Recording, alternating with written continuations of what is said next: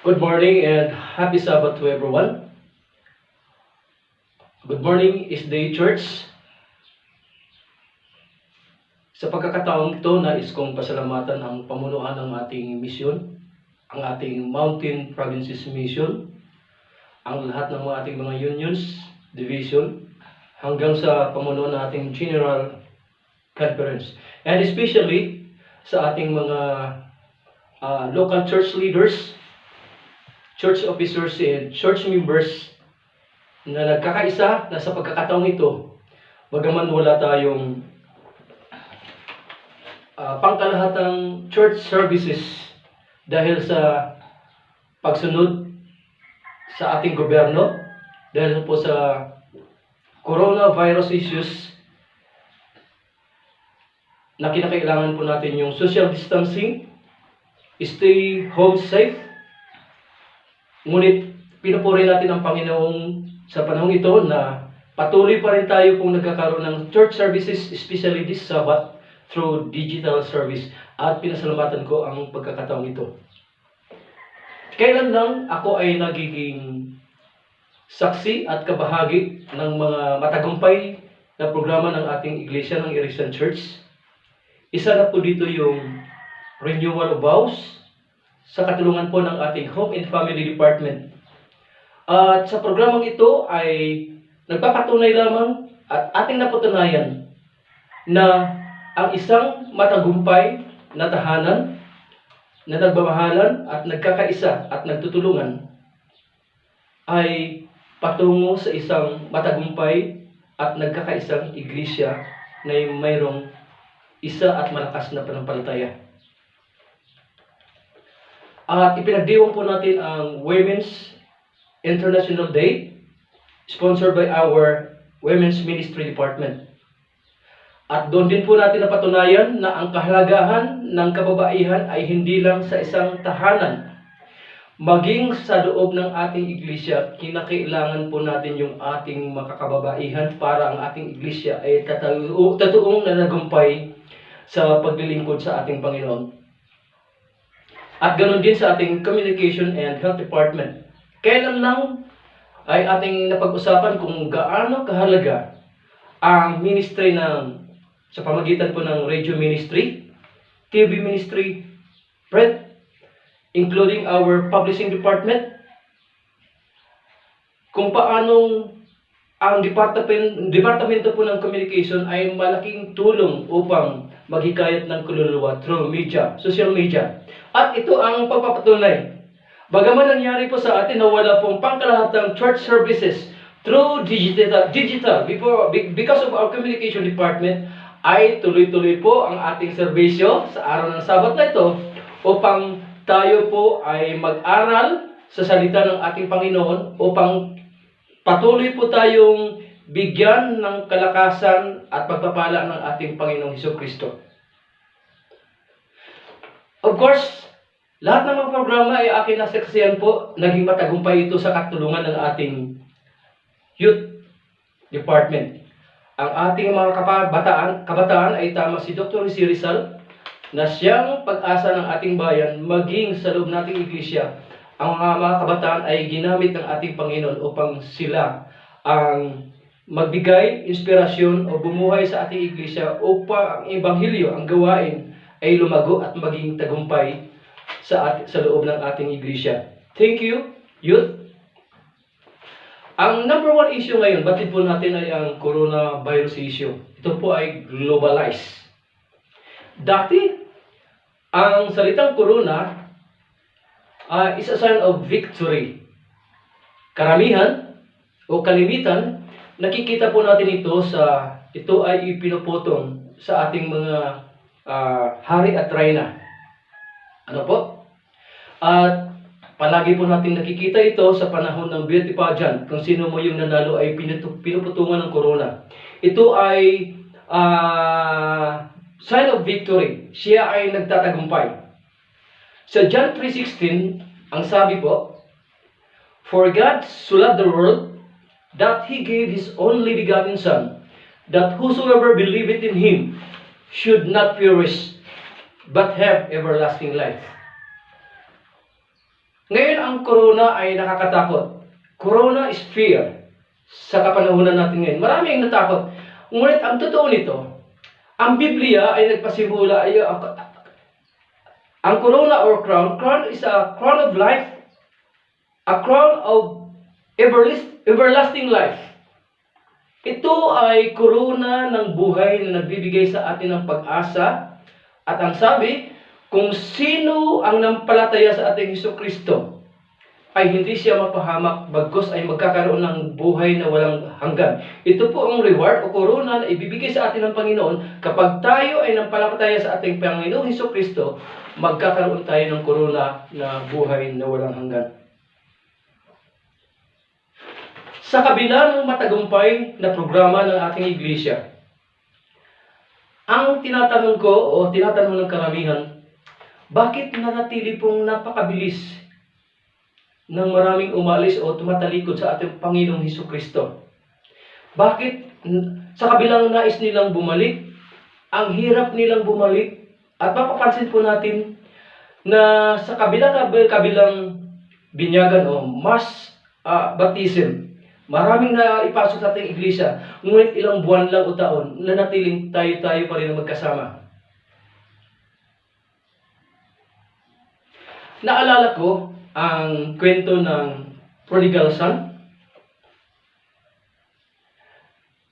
Sa kabila ng pag-aaruga ng isang ama sa dalawa niyang anak, lumaki ang dalawang kabinataang ito sa isang hapagkainan, sa isang turo, sa isang panampalataya.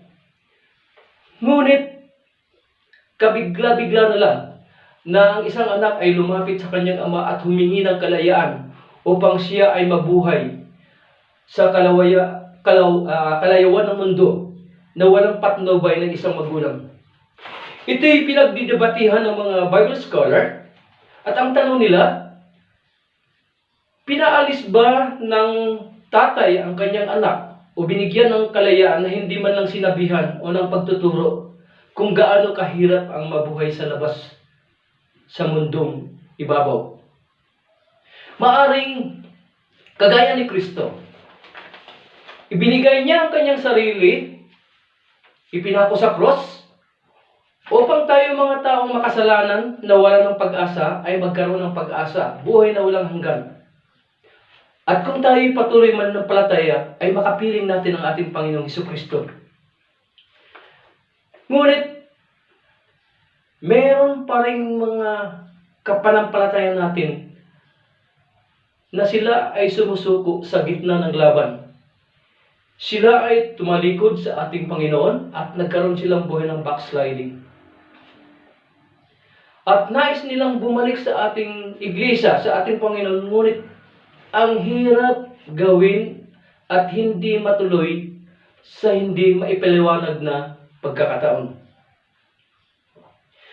Ngunit, ang ating Panginoon, ang sino mang tumalikod sa Kanya ng kusa ay hinayaan niyang magamit yung salitang freedom of choice. Pinayagan siyang umalis na hindi tayo kinontrol na pwede naman dahil siya ay Panginoon natin. Ngunit hinayaan niya tayong magkusang umalis at sa ating kusang pagbalik ay handang-handa ang ating Panginoon na tayo ay muling tanggapin at tayo ay muling patawarin at muling igawad yung pagsalitang pag-asa. Na kung saan, ang reward po sa atin ay ang koronang buhay na walang hanggan. Ganon din ang tatay ng kwentong prodigal son. Hinayaan niya ang kanyang anak na bigyan ng kalayaan, hiningi ang kusang kalayaan, at nung bumalik ang kanyang anak na kusa rin, ay handang-handa ang dalawang kamay ng amang ito upang tanggapin ang kanyang anak na noon ay itinuring niyang patay na muling nabuhay ngayon, at ito'y kanyang kusang loob na tinanggap upang magkaroon ng panibagong pag-asa, upang magkakaroon muli ng magandang buhay, hindi lang sa kanilang buong pamilya, maging sa paglilingkod sa ating Panginoon.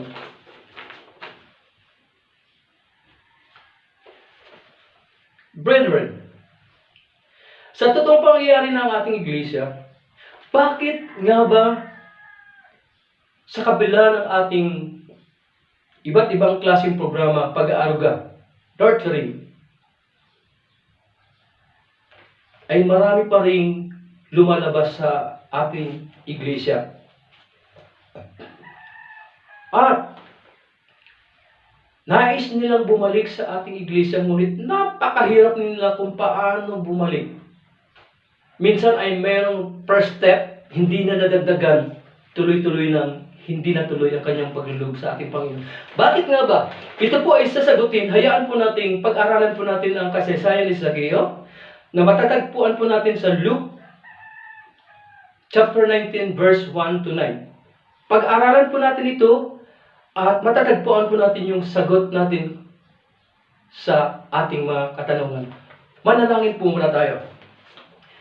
Ama namin nasa langit, sa oras na ito, sa araw ng Sabat, narito po ang inyong mga anak. Sa kabilang kami ay hindi nagkatipon-tipon na pangkalahatan upang magpuri sa inyo. Sa pamamagitan po ng digital service, narito po ang inyong mensahe na amin pong mapakinggan, na tuloy-tuloy po kaming sama-samang magpupuri sa inyo sa araw ng Sabat na ito. Hinihiling po namin ang patnubay na iyong banal na Espiritu ang siyang magtatagumpay sa bawat puso namin. Ito po ang aming samutiling sa pangalan ni Jesus. Amen. Tuloy po tayo. Buksan po natin ang Luke chapter 19 at magsimula po tayo ng ating pag-aaral. Verse 1. Then Jesus entered and passed through Jericho. Ang Panginoon ay napadaan sa Jericho, na kung saan napakarami, libo-libo pong mga tao ang sumampalataya sa Kanya, na gusto siyang makausap, makita, at kinikilala nilang siya ang Misaya, siya ang tagapagligtas, siya ang Diyos. At isa na dito si Zaccheo. Si Zaccheo ay hindi lang po simpleng mamamayan. Siya ay isang chief tax collector sa panahon na yun. Sa kapanahonan natin ngayon, mga kapatid, ang pagiging BIR chief o maging cabinet member ng ating presidente ay isang kagalang-galang, inirespeto ng ating mamayan. Kung saan ka pupunta, na andoon yung paggalang,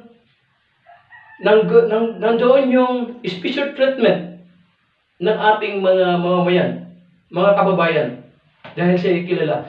Ngunit sa panahon ni Zaccheo, mapapansin po natin sa ating tuloy-tuloy na pag-aaral na nahihirapan po siya kung paano niya makita si Kristo. Tuloy po tayo. Verse 2. Now, behold, there was a man named Zacchaeus, who was a chief tax collector, and he was rich. Verse 3.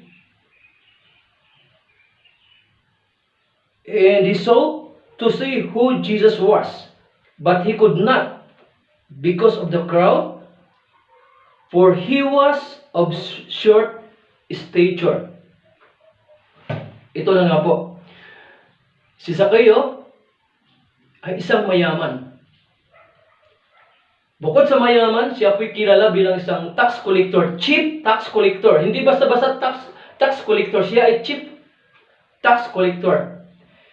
Ini-expect po natin na sa kanyang kapanahunan dapat siya po ay makakatanggap ng respeto sa mamayan. Ngunit, sa patuloy po nating pag-aaral,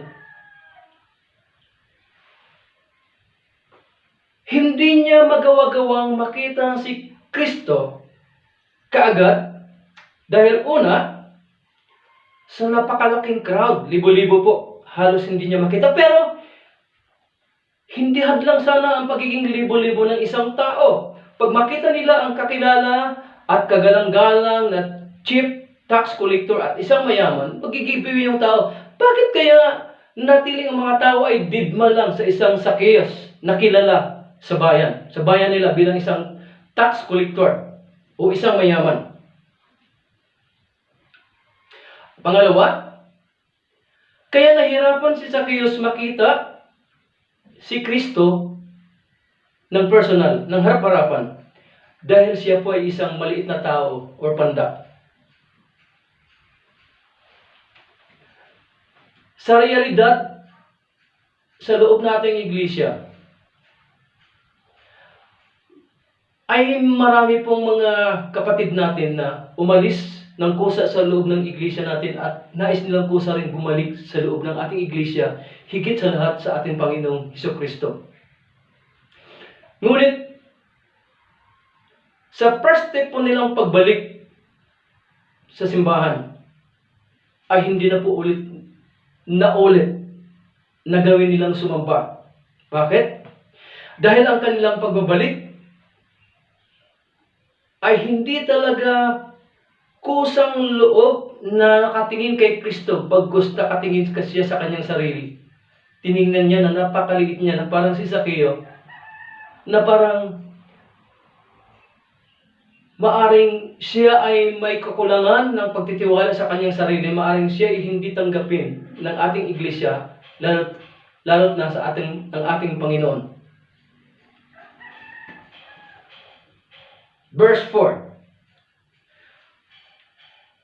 So he ran ahead and climbed up into a sycamore tree to see him, for he was going to pass that way.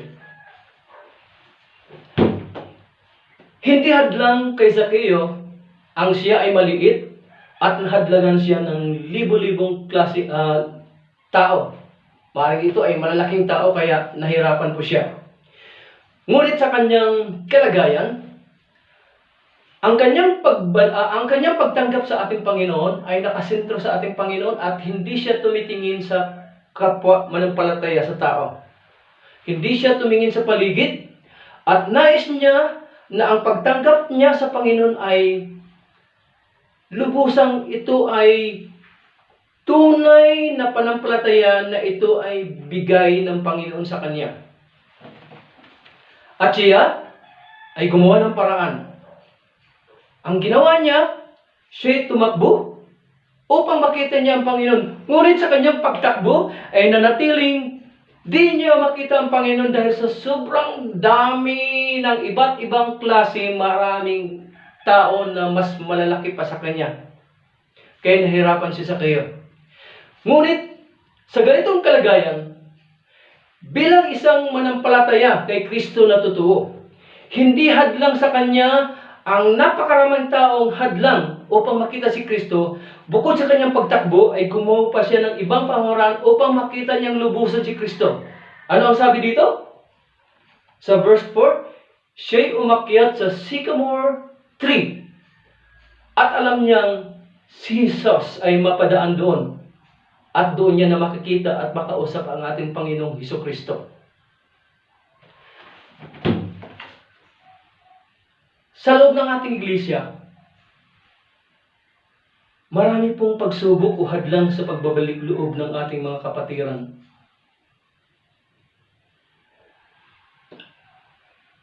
Nais niyang bumalik, ngunit nakatingin siya sa kanyang sarili.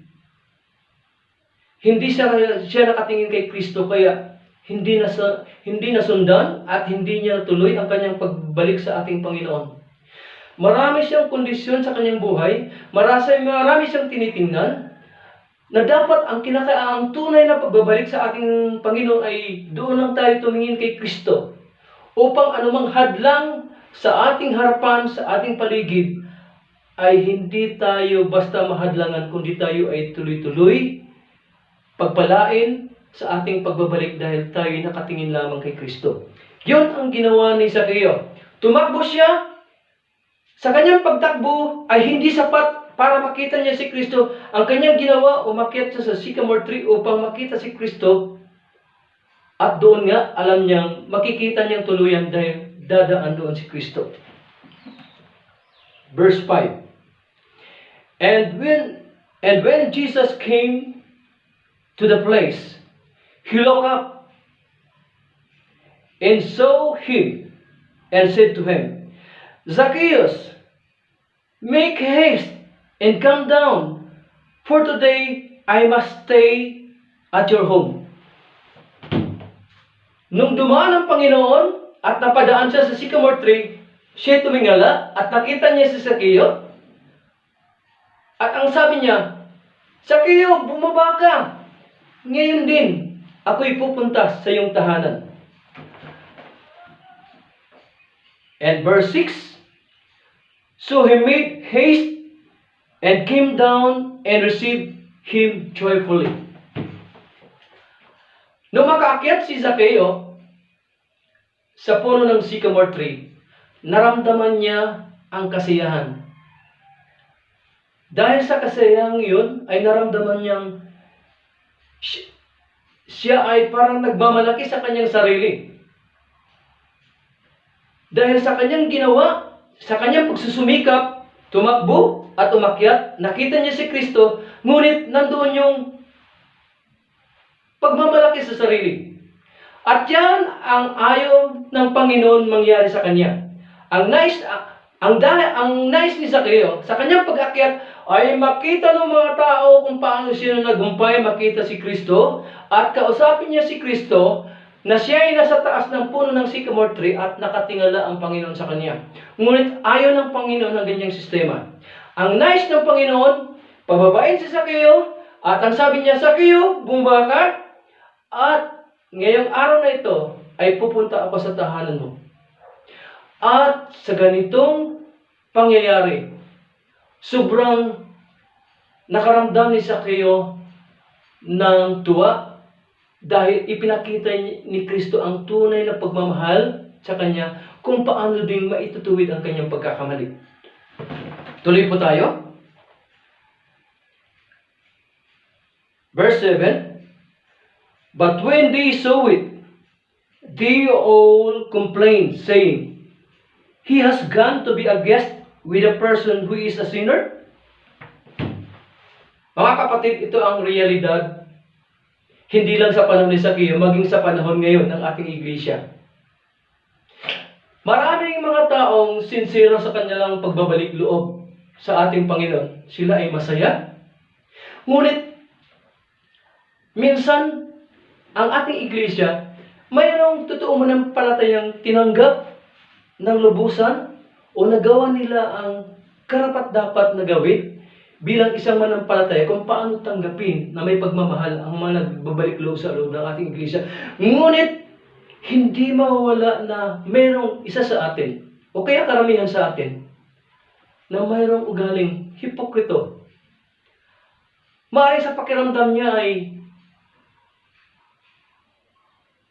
wala na siyang kasalanan, perfecto. Maaaring ang taong nagbalik loob ay mayroong paghuhusga na hindi siya karapat-dapat bumalik dahil sa kanyang nagawang kasalanan. Mga kapatid,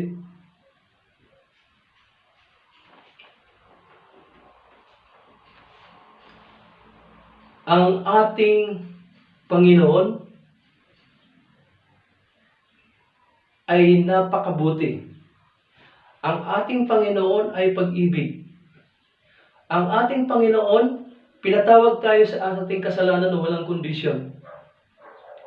Ang pangako ng ating Panginoon, ganuman kapula ang ating kasalanan kapag tayo lumapit sa Kanya ay Kanyang paputiin ng parang nibig. Ito ang pag-ibig ng ating Panginoon. Ngunit, ang tao ay mayroong ugaling makasarili. Minsan, binigyan tayo ng Panginoon lahat. Lahat tayo makasalanan, binigyan tayo ng pag-asa, binigyan tayo ng kaligtasan. Sa ating panampalatayang tayo ay naging aktibo sa ating iglesia ay nakalimutan nating tayo pa rin ay nagkasala sa bawat sandali ng ating buhay. Na sa panahong mayroong nagbabalik loob sa ating iglesia ay wala tayong karapatang magmalaki, na mas mataas tayo sa Kanya. Kinakailang maramdaman din natin na tayo ay makasalanan din na kagaya nila. Huwag natin kalimutan ng ating Panginoon ay pumunta sa libutan ito ay hindi para sa mga badal, kundi para sa makasalanan. Tuloy-tuloy tayo mga kapatid. Then Zacchaeus stood and said to the Lord, "Look, Lord, I give half of my goods to the poor. And if I have taken anything from anyone by false accusation, I restore fourfold." Kita niyo mga kapatid, kung gaano kasinsiro ang panampalataya ni Zacchaeus para tanggapin ang ating Panginoon na siya ang ating Panginoong Hesukristo, ang tunay na Misaya at ang aking tagapagligtas. Tinanggap niya na siya ay makasalanan. Siya ay nagsisi at handa siyang magpabago sa ating Panginoon. Yung tinatawag na reformation, change or reformation. Mga kapatid, marami sa loob ng ating iglesia na nakakalimutang tanggapin na siya ay nagkakasala. O minsan, nagsisisi tayo na hindi natin ginawang tumanggap na tayo ay nagkakasala. Ngunit ang sabi ng ating Panginoon, hindi tayo kilala. Hindi niya kinikilala ang kailanman ng taong hindi tumanggap ng kasalanan, na mayroong pagsisisi at walang pagbabago ng buhay.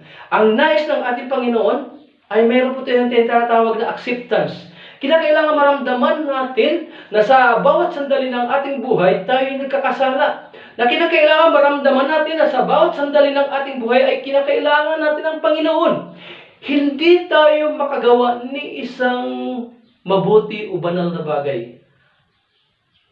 Ang mabuting bagay o banal na buhay ay hindi gawain ng tao. Ito po ay biyaya ng Panginoon para sa atin. At pagkatapos nating tanggapin na tayo nagkakasala, dapat magkaroon tayo ng tinatawag na pagsisisi or confession. Kinakailangan ipaabot natin sa Panginoon kung paano natin pinagsisihan ang ating kasalanan. Then, pagkatapos nito, ay dapat makikita sa atin yung tinatawag na change or reformation. Pagbabago nating buhay. Na kung saan, hayaan po nating mabuhay si Kristo sa ating puso. Hayaan po nating, dito pa lang sa lupa, bagaman tayo ay makasalanan, hayaan po nating mamuhay tayo na kagaya ni Kristo. Dahil ang langit ay hinahanda para sa mga anak ng Diyos na handang mabuhay at mamuhay na kagaya ni Kristo.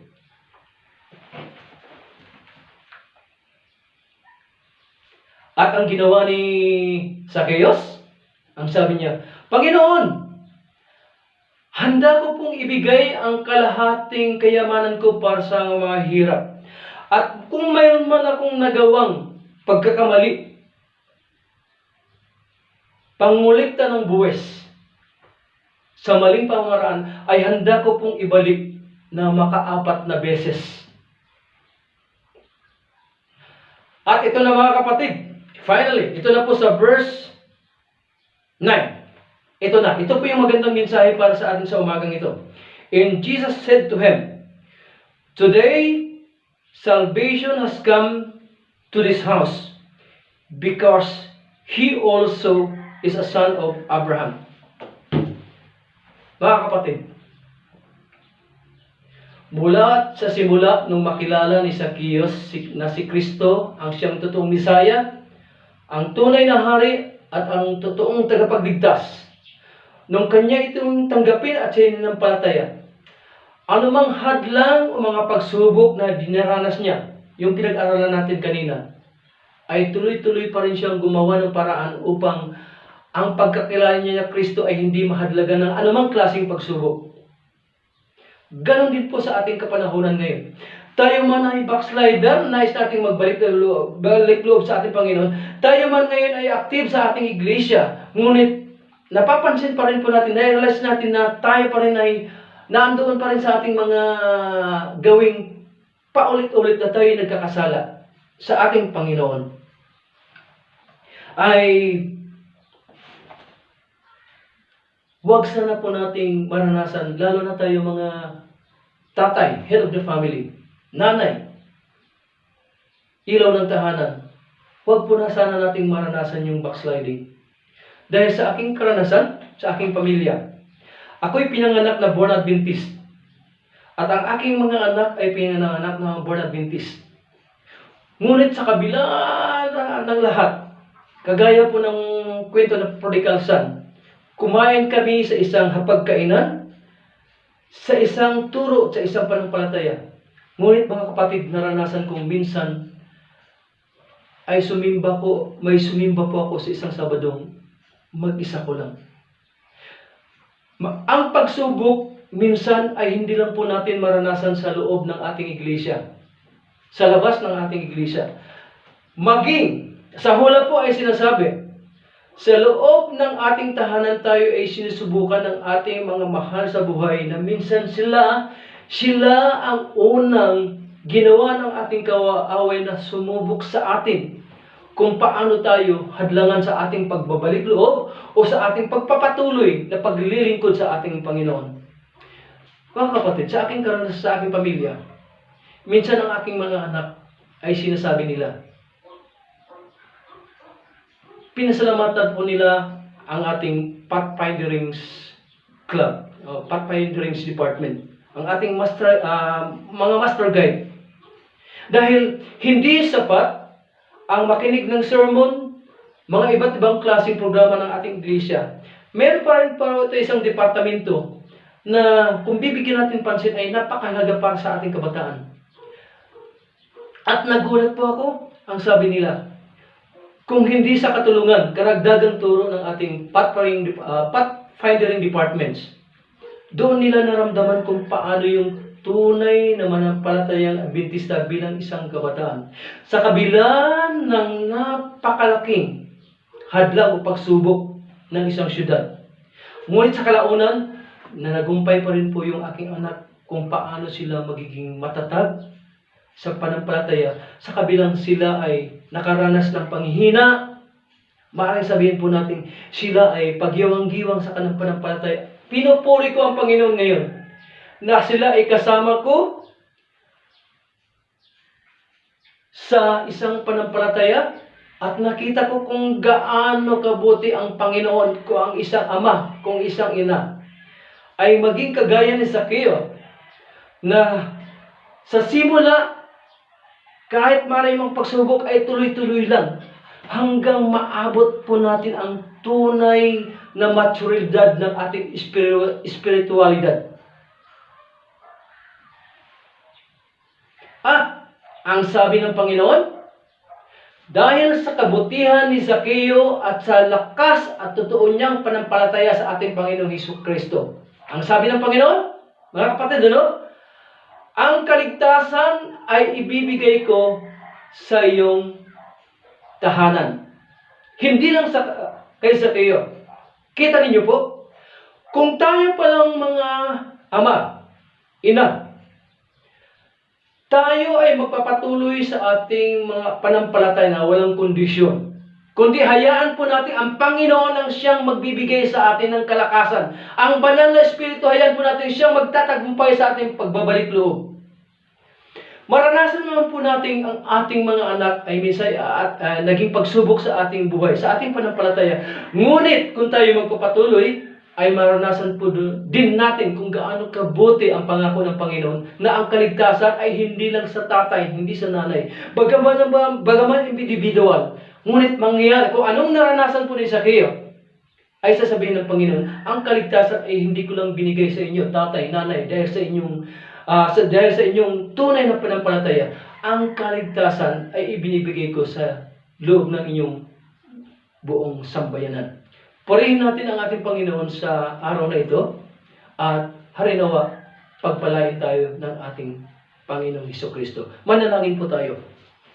Ama namin na sa langit sa umagang ito, muli po namin kayong pinupuri at pinasalamatan sa inyong kabutihan sa panahon kami binigyan nyo ng isang mensahe nararapat sa panahong ito. Muli po naming inanyahan ng inyong banal na espiritu na siyang magbibigay sa amin ng kalakasan, na siyang aming kaakibat, magbibigay sa amin ng lakas kung paano po lagpasan ang lahat ng mga pagsubok na dumarating sa aming buhay. Ito po ang aming samot tiling sa pangalan ni Jesus. Amen.